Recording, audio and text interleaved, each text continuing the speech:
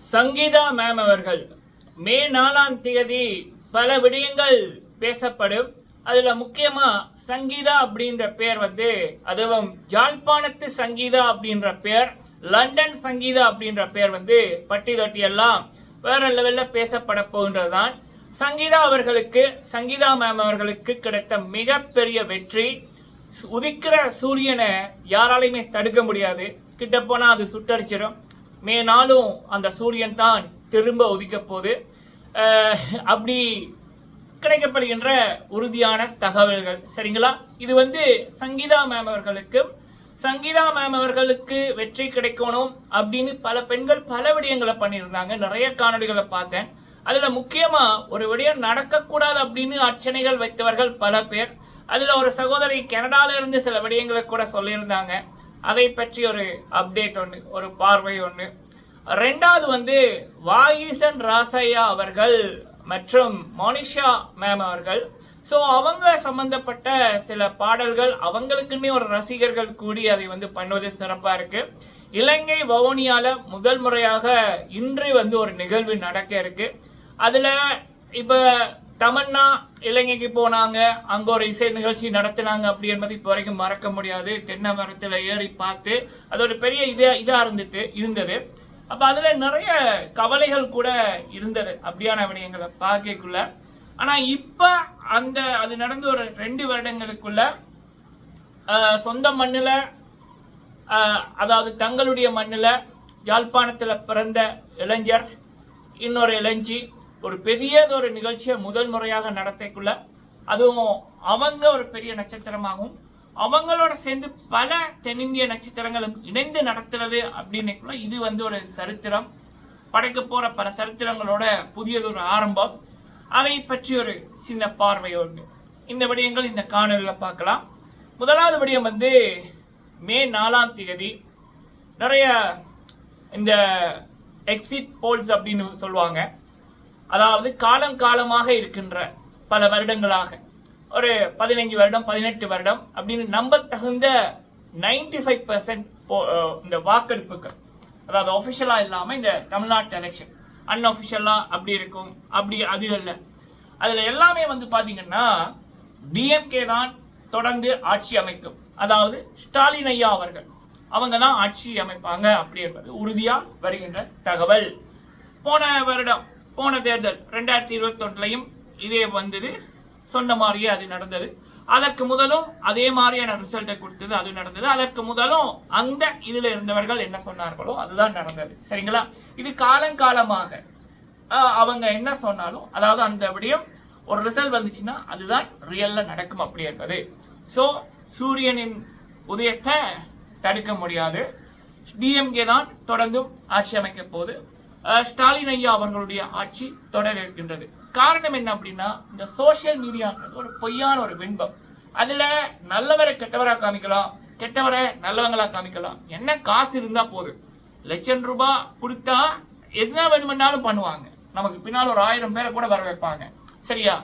ஆனா அது உண்மையா ரியாலிட்டியா ஒரு வெற்றியை கொடுக்க முடியாது. இந்த சோசியல் மீடியா யூஸ் பண்றது அப்படின்றது எத்தனை பேரு, அதாவது அப்பா அம்மாட்ட காசை வாங்கி போட்டு, அதாவது நாள் ஃபுல்லா சோசியல் மீடியா யூஸ் பண்றவங்க, அந்த இன்னொன்றுக்குள்ள இன்ஸ்டாகிராம் டிக்டாக் அப்படின்றலாம் இருக்கிறவங்க, அவங்கெல்லாம் யாரு? அவங்களுடைய தேவைக்கே அவங்க அப்பா அம்மா கிட்ட, அண்ணா கிட்ட, அக்கா கிட்ட காசை வாங்கி போட்டு போறவங்க. சரியா? அப்ப அப்படியான நபர்களை மயக்கி அவங்களுக்கு ஒரு பொய்யான இதை கொடுத்து சாதிச்சிடலாம் அப்படின்னா அது நடக்காது. குடும்ப தலைவர்களா இருக்கிறவர்கள், குடும்ப தலைவிகளா இருக்கிறவர்கள், குடும்பத்தை பார்ப்பவர்கள், அவங்க என்ன முடிவெடுக்கிறாங்களோ அவங்களுடைய மேஜாரிட்டி தான் அதிகமா இருக்கும். ஸோ அப்படி ஸ்டாலின் ஐயா அவர்களுடைய அருமை கடந்த 5 வருடத்தில் டிஎம்கே பண்ண விடயங்கள், அதை அறிந்தவர்கள் உணர்ந்தவர்கள் பல கோடி பேர். அந்த கோடி பேர் டிஎம்கேக்கு தான் ஓட் போட்டிருக்காங்க. ஸோ டிஎம்கே ஆட்சி தொடரும். 2வது இடத்துல ஏடிஎம்கே வழக்கம் போல 2021 போல 2வது இடத்துல ஏடிஎம்கே அப்படி என்பதுதான். இதுல 3வது யார் அப்படி என்பதுதான் இப்ப போட்டி. என்னுடைய விஷ் சீமான் அண்ணா அவர்கள், நாம் தமிழர். உண்மையிலேயே விஜய் அவர்களோட கட்சியோட கம்பேர் பண்ணிக்குள்ள 200% 200 இல்ல 1000% அவங்க கிரவுண்ட் லெவல்ல இறங்கி நிறைய விடயங்கள் பண்ணியிருக்காங்க. சொல்லப்போனா விஜய் அவர்கள் சைட்ல இருந்து அந்த கிரவுண்ட் லெவல்னா என்ன அப்படின்னு தான் கேட்பாங்க. அப்ப அப்படி இருக்கக்குள்ள அந்த ஒரு 3வது இடம் சீமான் அண்ணா அவர்கள் அவங்களுக்கு கிடைக்கணும்ன்றது என்னுடைய ஒரு விருப்பம். அது நடக்குமான்றது அது தெரியல, சரிங்களா? அது நடந்தா அது எல்லாமே சரியா இருக்கும் அப்படி என்பதான். மற்றும்படி முதல் 2மே சரியாக மக்கள் ஓட் போட்டிருக்கார்கள், சரியான தீர்ப்பு வழங்கியிருக்கார்கள். இந்த தீர்ப்பு ஒபிஷியலி மே 4ஆம் தேதி சூரியன் உதிக்கக்குள்ள இந்த சூரியன் உதிக்கும், டிஎம்கே ஆட்சி தொடரும், சரிங்களா? இது ஒரு அப்டேட். இது நடப்பதற்கு முக்கியமான ஒரு காரணம், இது மக்களோட கருத்து, முக்கியமான ஒரு காரணம் இலங்கை ஜாழ்ப்பாண மண்ணில் பிறந்த, அதாவது பெற்றவர்கள் ஜாழ்ப்பாண மண்ணில் பிறந்து பெத்தெடுத்த வைரம் சங்கீதா அப்படின்றவங்க தான். ஏன்னா அந்த பெண்ணுக்கு நடந்த ஒரு விடயத்தை வைத்து கடவுள் இந்த உலகத்துக்கு சில பாடங்களை காமித்தாரு, தமிழ்நாட்டை காப்பாத்தினார் அப்படின்னு ஒரு சகோதரி அவர்கள், ஒரு ஜேர்னலிஸ்ட் அவர்கள், 17 வருடங்கள் துறையில் இருக்கிறவங்க சங்கீதா அவர்களுக்கு இப்போ ஒரு 2 மணி நேரங்கள் முதல் நன்றியை தெரிவித்து ஒரு பதிவு போட்டிருக்காங்க, சரியா? இதுதான் பல மக்களோட கருத்து. அதாவது கடவுள் தான் சங்கீதா அவர்களை இந்த விடயத்தில் வைத்து தமிழ்நாட்டு மக்களை காப்பாற்றினார், சில தீய சக்திகள் தீய விடயங்கள் நடக்காம காப்பாற்றினார் அப்படின்ற நிலையில அந்த சகோதரி ஒரு கருத்தை போட்டாங்க. அந்த சகோதரியின் கருத்து தான் பல கோடி பெண்களின், பல கோடி மக்களின் கருத்தா இருக்கின்றது, சரியா? இது ஒரு விடய மக்களை. அடுத்தது வாயிசன் ராசையா அவர்கள், கில்மிசா அவர்கள். பொதுவா நம்ம வீட்டுல நம்மட பிறந்த நாளை கொண்டாடைக்குள்ள நம்ம அந்த கேக் கட் பண்ணிக்குள்ள நம்ம எல்லாம் கேக் கட் பண்றது இல்ல, அதுல என்ன இருக்கு? ஒண்ணுமே இல்லை, வீணா காசு செலவு பண்றதுதான் சொல்றேன்.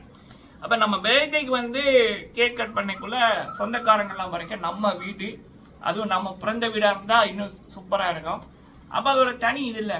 இப்ப நம்ம பிறந்த நாடு, பிறந்த மண்ணு, நம்மட மக்கள், அவங்க மத்தியில நம்ம ஒரு ஸ்டாரா இருக்கிறோம்.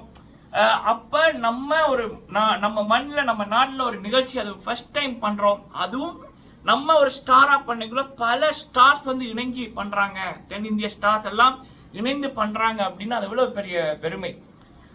வாய்சன் ராசி அவர்கள், கில்மிசா அவர்கள், அது அவங்க நடத்துற இன்றைய நிகழ்ச்சி வவுனியா நகர சபையில நடக்குது. 3000 ரூபாய் டிக்கெட் அப்படின்னு நினைக்கிறேன். எல்லா டிக்கெட்டும் வித்து முடிஞ்சுது அப்படின்னு அப்டேட் வருது. அந்த அளவுக்கு மக்கள் அலைமோதி கொண்டிருக்காங்க. ஸோ அப்படி ஒரு நிகழ்வு இது ஃபர்ஸ்ட் டைம் நடக்குது. அதுல வாய்சன் அவர்கள், கில்மிசா அவர்கள் ஒரு பெரிய நட்சத்திரங்களாக பல நட்சத்திரங்களோட சேர்ந்து மக்களோட ஒரு நிகழ்ச்சி நடத்த இருக்கிறாங்க. இப்படி பல வாய்சன்கள், பல கில்மிசாக்கள் உருவாகணும், பல நிகழ்ச்சிகள் எல்லா மாவட்டங்களையும் நடக்கணும் அப்படி என்பது என்னுடைய வாழ்த்தும் என்னுடைய விருப்பமும். பல கோடி பல லட்சம் பேரோட வாழ்த்துக்கெல்லாம் நானும் இதை சொல்லிக்கிறேன்.